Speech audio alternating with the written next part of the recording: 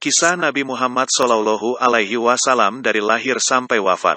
Siapa yang tahu tentang sejarah Nabi Muhammad Shallallahu Alaihi Wasallam? Nabi Muhammad Shallallahu Alaihi Wasallam adalah tokoh penting dalam sejarah agama Islam. Hingga saat ini umatnya di seluruh penjuru dunia mengagumi kisah Nabi Muhammad Shallallahu Alaihi Wasallam. Beliau adalah suri tauladan bagi umat Muslim hingga saat ini dan hari akhir nanti. Nabi Muhammad Shallallahu Alaihi Wasallam merupakan nabi penutup, penyempurna ajaran Allah Subhanahu wa Ta'ala yang telah disampaikan oleh nabi-nabi sebelumnya. Seperti dilansir dalam situs nu.or.id, sebagai nabi terakhir, perjalanan Nabi Muhammad tak lepas dari upaya menyeru seluruh umat manusia agar beribadah kepada Allah Subhanahu wa Ta'ala dan menunjukkan mereka jalan yang lurus dalam urusan dunia maupun akhirat. Seperti nabi-nabi sebelumnya, Nabi Muhammad Shallallahu Alaihi Wasallam mendapatkan wahyu dan mukjizat yang luar biasa dari Allah Subhanahu wa Ta'ala. Dan itu adalah kitab suci Al-Quran yang menjadi pedoman bagi umat Muslim. Selain wahyu dan mukjizat, kisah Nabi Muhammad Shallallahu Alaihi Wasallam yang lain juga tidak kalah menarik untuk disimak. Mulai dari kelahiran beliau, hingga kisah meninggalnya kekasih dan utusan mulia Allah Subhanahu wa Ta'ala ini. Berikut ini kisah Nabi Muhammad Shallallahu Alaihi Wasallam yang penuh dengan hikmah dan semoga dapat menjadi contoh dalam kehidupan kita sehari-hari. Kelahiran Nabi Muhammad Shallallahu Alaihi Wasallam. Rasulullah Shallallahu Alaihi Wasallam lahir pada tahun gajah, yaitu tahun di mana pasukan gajah yang dipimpin oleh Abraha Habasyah ingin merobohkan Ka'bah yang diperkirakan terjadi pada 12 Rabiul Awal. Dengan kebesarannya, Allah Subhanahu wa Ta'ala menghentikan pasukan tersebut dengan mengirimkan burung-burung ababil untuk menjatuhkan batu-batu yang membawa wabah penyakit. Kisah Nabi Muhammad ini terdapat di Al-Quran, surat Al-Fil yang artinya pasukan gajah.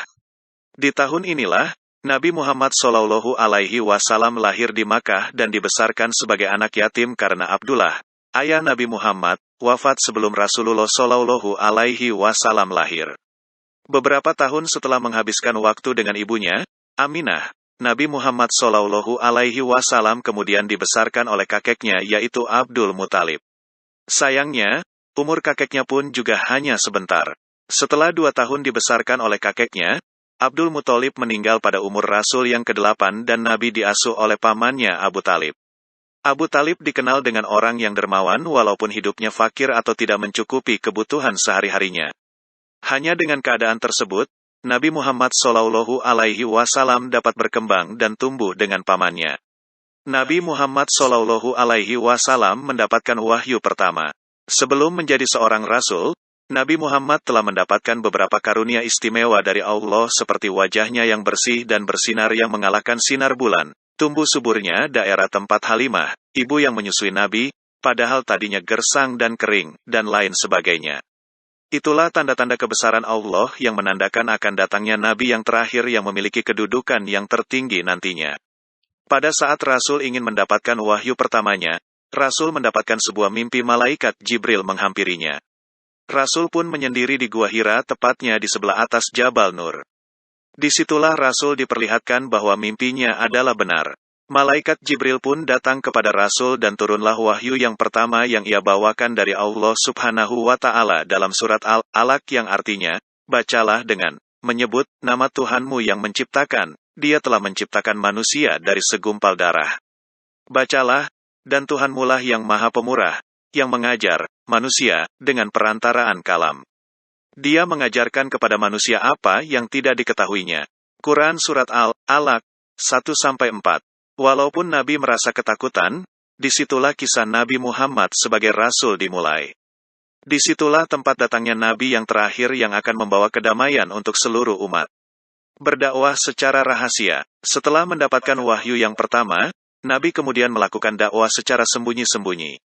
Adapun orang-orang yang menjadi pengikut pertamanya adalah Khadijah, Abu Bakar Al-Siddiq dan Zaid bin Haritsah, Ummu Aiman, Ali bin Abu Talib, dan Bilal bin Rabah. Allah memerintahkan dakwah secara terang-terangan. Setelah beberapa tahun melakukan dakwah secara diam-diam, turunlah perintah Allah Subhanahu wa Ta'ala dalam surat Al-Hijr ayat 94 dan memerintahkan Nabi untuk berdakwah secara terang-terangan. Artinya, maka sampaikanlah olehmu secara terang-terangan segala apa yang diperintahkan kepadamu, dan berpalinglah dari orang-orang yang musyrik. Perintah berzakat di zaman Rasulullah. Pada zaman Rasulullah Shallallahu Alaihi Wasallam di tahun pertama di Madinah itu, Nabi dan para sahabatnya beserta segenap kaum muhajirin, orang-orang Islam Quraisy yang hijrah dari Mekah ke Madinah, masih dihadapkan kepada bagaimana menjalankan usaha penghidupan di tempat baru tersebut. Hal ini dikarenakan, selain memang tidak semua di antara mereka orang yang berkecukupan, kecuali Utsman bin Affan, semua harta benda dan kekayaan yang mereka miliki juga ditinggal di Mekah. Saat kondisi kaum muslimin sudah mulai sejahtera, tepatnya pada tahun kedua Hijriyah, barulah kewajiban zakat diberlakukan. Nabi Muhammad Shallallahu Alaihi Wasallam langsung mengutus Mu'az bin Jabal menjadi katli di Yaman. Rasul pun memberikan nasihat kepadanya supaya menyampaikan kepada ahli kitab beberapa hal, termasuk menyampaikan kewajiban zakat dengan ucapan, sampaikan bahwa Allah telah mewajibkan zakat kepada harta benda mereka, yang dipungut dari orang-orang kaya dan diberikan kepada orang-orang miskin di antara mereka. Sebagai kepala negara saat itu, ucapan Rasul langsung ditaati oleh seluruh umat muslim tanpa ada perlawanan. Harta benda yang dizakati di zaman Rasulullah Shallallahu Alaihi Wasallam yakni binatang ternak seperti kambing, sapi, unta, kemudian barang berharga seperti emas dan perak, selanjutnya tumbuh-tumbuhan seperti syair, jelai, gandum, anggur kering, kismis, serta kurma. Namun kemudian, berkembang jenisnya sejalan dengan sifat perkembangan pada harta atau sifat penerimaan untuk diperkembangkan pada harta itu sendiri, yang dinamakan ilat. Berdasarkan ilat, itulah ditetapkan hukum zakat. Prinsip zakat yang diajarkan Rasulullah Shallallahu Alaihi Wasallam adalah mengajarkan berbagi dan kepedulian. Oleh sebab itu zakat harus mampu menumbuhkan rasa empati serta saling mendukung terhadap sesama muslim. Dengan kata lain, zakat harus mampu mengubah kehidupan masyarakat, khususnya umat muslim. Kurban di zaman Rasulullah Shallallahu Alaihi Wasallam. Nabi Muhammad Shallallahu Alaihi Wasallam melaksanakan kurban saat melakukan haji wada di Mina. Pada saat itu Rasulullah Shallallahu Alaihi Wasallam menyembelih 100 ekor unta. Beliau menyembelih sendiri sebanyak 63 ekor unta, sementara sisanya disembelih oleh Ali bin Abi Thalib karamallahu wajhah. Seluruh hewan kurban tersebut disembelih setelah salat Idul Adha. Quran Surat Al-Hajj ayat 36.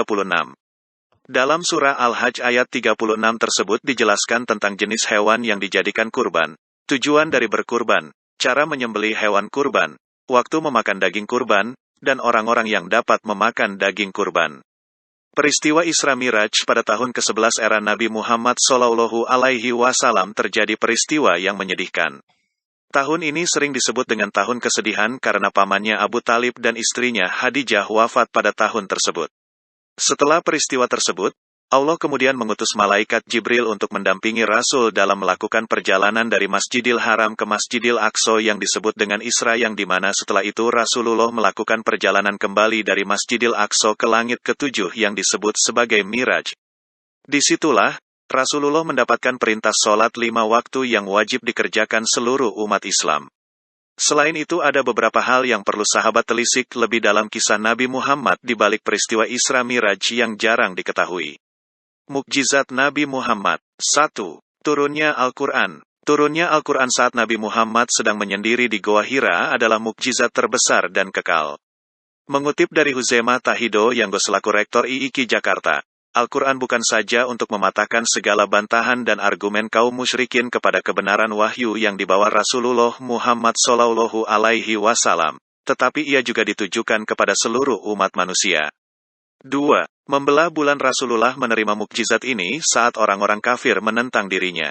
Untuk menunjukkan kenabiannya, Rasulullah membelah bulan di depan mereka semua. 3. Menyembuhkan sakit mata sebelum menaklukkan benteng Khaybar. Ali bin Abi Thalib yang menjadi pemegang bendera mengalami sakit mata. Nabi Muhammad menyembuhkan mata Ali dengan meludahinya. Atas izin Allah, Ali dapat melihat dengan jernih. Wafatnya Nabi Muhammad Shallallahu Alaihi Wasallam pada saat sahabat Abu Bakar sedang tidak di Madinah, terjadi sebuah peristiwa yang sangat menyedihkan di mana Nabi Muhammad Shallallahu Alaihi Wasallam wafat. Pada saat Abu Bakar diberitahu, beliau segera datang ke rumah Aisyah. Beliau mengucapkan, "Ketahuilah, barang siapa yang menyembah Muhammad, maka sesungguhnya Muhammad kini telah mati, dan barang siapa menyembah Allah, maka sesungguhnya Allah tetap senantiasa hidup, tidak akan pernah mati." Kemudian beliau membacakan firman Allah Subhanahu wa Ta'ala, Artinya, sesungguhnya kamu akan mati dan sesungguhnya mereka akan mati pula. Quran Surat Az-Zumar ayat 30. Siapa sahabat Nabi Muhammad yang dermawan? Sahabat adalah seseorang yang menjadi tempat aman untuk berbagi suka dan duka. Definisi sahabat bagi Nabi Muhammad adalah orang yang pernah berjumpa dengan Nabi dalam keadaan beriman dan meninggal dalam keadaan Islam. Sahabat Nabi adalah orang-orang berprestasi untuk urusan dunia dan akhirat. Mereka terus menebar kebaikan dan pengorbanan sampai akhir hayatnya. Hal ini terlihat dari minat para sahabat untuk bidang filantropi atau wakaf sosial. Begini kisahnya. 1. Abu Bakar As-Siddiq. Di mana ada Nabi Muhammad, di situ ada Abu Bakar. Mereka bersahabat bukan hanya untuk senang-senang, akan tetapi juga membuat kolaborasi apik untuk wakaf. Dalam kisah Nabi Muhammad semasa, beliau pernah mendapatkan hibah berupa tanah yang merupakan milik anak yatim dari Bani Najjar. Melansir dari tabung wakaf, hibah tersebut Rasulullah tolak karena Rasulullah tidak mungkin mengambil hak anak yatim begitu saja. Beliau memutuskan untuk membelinya saja dengan harga 10 dinar, lalu Abu Bakar As-Siddiq yang membayarnya. Tanah wakaf tersebut digunakan untuk perluasan Masjidil Haram. Ekspansi dilakukan karena jumlah muslim semakin bertambah hingga masjid diperluas menjadi 50 kali 50 meter. Dalam sejarah, bukan hanya kolaborasi Nabi Muhammad dan Abu Bakar untuk wakaf tanah perluasan masjid, tetapi juga saudagar kaya raya Abdurrahman bin Auf. 2. Umar bin Khattab. Umar bin Khattab tampak luar merupakan sosok tegas dan tegar, namun lembut di dalam hatinya. Ia mewakafkan tanah di Khaybar untuk disulap menjadi kebun kurma produktif pada tahun ke-7 Hijriah. Walaupun ia menyukai tanah tersebut, tanpa berat hati ia mewakafkan tanahnya dan hasil kebun ia sedekahkan kepada fakir miskin, hamba sahaya, fisabilillah, atau orang-orang yang membutuhkan. 3. Utsman bin Affan. Utsman bin Affan adalah sahabat Nabi yang terkenal dermawan dan senang berbagi. Selain berjasa dalam membentuk mushaf yang rapi, ia gemar membuat kebaikan berkelanjutan, seperti wakaf sumur yang masih hidup hingga sekarang. Awal mulanya, ia melakukan wakaf sumur saat Madinah mengalami musim panceklik. Saat kota sedang kesulitan air bersih, satu-satunya sumber air yang tersisa dimiliki oleh seorang Yahudi, yaitu sumur Raumah. Rasa air dari sumur tersebut mirip dengan air Zam-Zam yang ada di Mekah. Masyarakat pun rela antri untuk membeli air bersih dari Yahudi. Melihat kondisi tersebut, Rasulullah bersabda, "Wahai sahabatku, siapa saja di antara kalian yang menyumbangkan hartanya untuk dapat membebaskan sumur itu, lalu menyumbangkannya untuk umat, maka akan mendapatkan surganya Ta'ala." Hadis riwayat Muslim. Utsman segera menemui pemilik sumur untuk berbicara dan tawar-menawar. Awalnya, Yahudi enggan untuk menjual sumur karena aset tersebut merupakan mata pencariannya. Supaya empu sumur tetap hidup berkecukupan, Utsman pun menawar untuk membeli setengah sumur. Sang Yahudi pun sepakat, akan tetapi, karena kebutuhan yang tinggi, Utsman pun menawar lagi untuk membeli seluruh sumur. Atas kesepakatan harga, Yahudi pun setuju untuk menjual seluruh sumurnya. Semua orang dapat menggunakan air secara gratis, termasuk Yahudi sebagai sang empu sumur. Lingkungan di sekitar sumur tumbuh subur, kehadiran sumur menjadi berkah bagi seluruh masyarakat karena air melimpah ruah. Lingkungan di sekitar sumur juga ditumbuhi 1.500 pohon kurma yang hasilnya layak dijual ke pasar. Sampai sekarang, hasil dari kebun kurma dikelola dan diawasi oleh Departemen Pertanian Arab Saudi. Sebagian dari keuntungan digunakan untuk membiayai anak-anak yatim atau fakir miskin. Lalu, sebagian disimpan di rekening khusus atas nama Utsman bin Affan. Saking melimpah, surplus digunakan untuk membeli tanah di kawasan elit untuk membangun hotel pariwisata di dekat Masjid Nabawi. 4. Ali bin Abi Thalib. Sahabat adalah sosok yang hadir saat suka dan duka. Ali bin Abi Thalib adalah sahabat Nabi Muhammad yang belajar tentang Islam sejak usia dini. Salah satu bentuk pengorbanannya yaitu Ali menyamar menjadi Nabi Muhammad dengan tidur di atas tempat tidurnya saat Rasulullah hijrah. Saat kaum kafir Quraisy ingin menyerang, ternyata mereka menemukan Ali yang berada di tempat tidur. Sontak, para penyerang merasa sia-sia menunggu semalaman untuk membunuh Nabi Muhammad. Mereka pun meninggalkan Ali yang juga kaget melihat para pemberontak.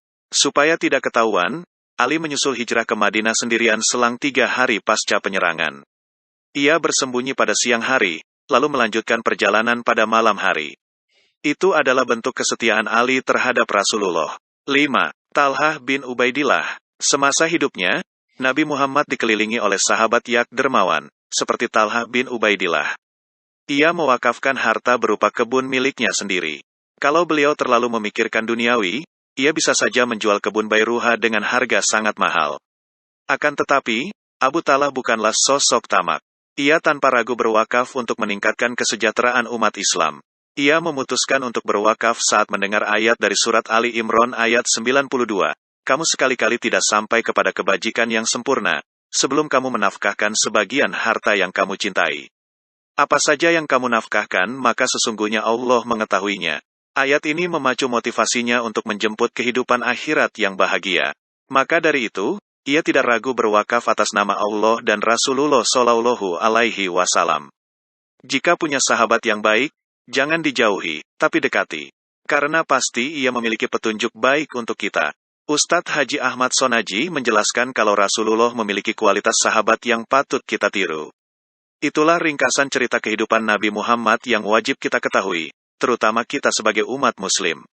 Semoga dengan mengetahui Rasulullah Shallallahu Alaihi Wasallam ini kita dapat belajar lagi dan menjadikannya sebagai pedoman hidup kita, salah satunya ketika berzakat. Zakatmu ringankan beban,